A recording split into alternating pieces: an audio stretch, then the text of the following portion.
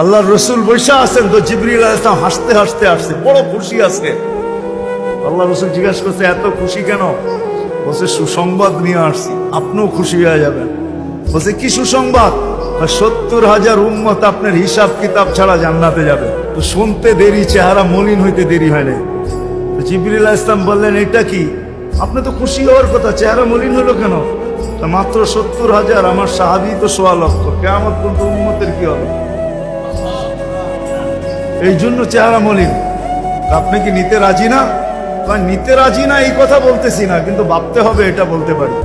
Viva দেখি নিব কি নিব না। তো পাশে ওমর রাদিয়াল্লাহু তাআলা আনহু বসা। বলছে, ওমর নিব 70,000, বিনা হিসাব কিতাবে জান্নাতে যাবে।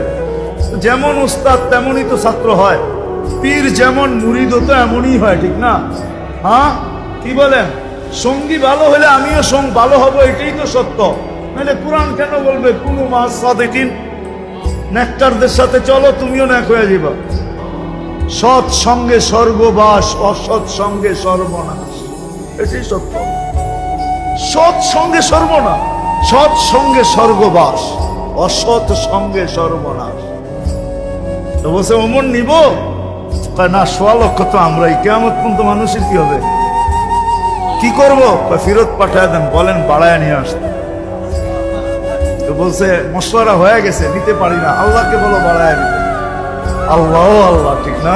আল্লাহ আল্লাহ আল্লাহ আল্লাহ, হায় হায়, কার আল্লাহ কিরকম আমি জানি না, কিন্তু মুহাম্মদুর রাসূলুল্লাহর আল্লাহকে দেখলে অন্যরকম দেখা যায়। হায় হায়, আমি মনে হয় বুঝাইতে পারি না আপনাদেরকে। আপনি বলবেন পৃথক করলেন কেন? না, এটা পৃথক না, এটা অন্য জিনিস বুঝাইতে চাইতেছি। মুহাম্মদুর আম্মাজান নিজে বলছেন, আম্মাজান আয়েশা রাদিয়াল্লাহু তাআলা আনহা বলতেছেন, ইয়া রাসূলুল্লাহ, আপনার ইচ্ছায় আপনার আল্লাহ এত তাড়াতাড়ি করে কেন? বুখারীতে আছে, বুখারীতে।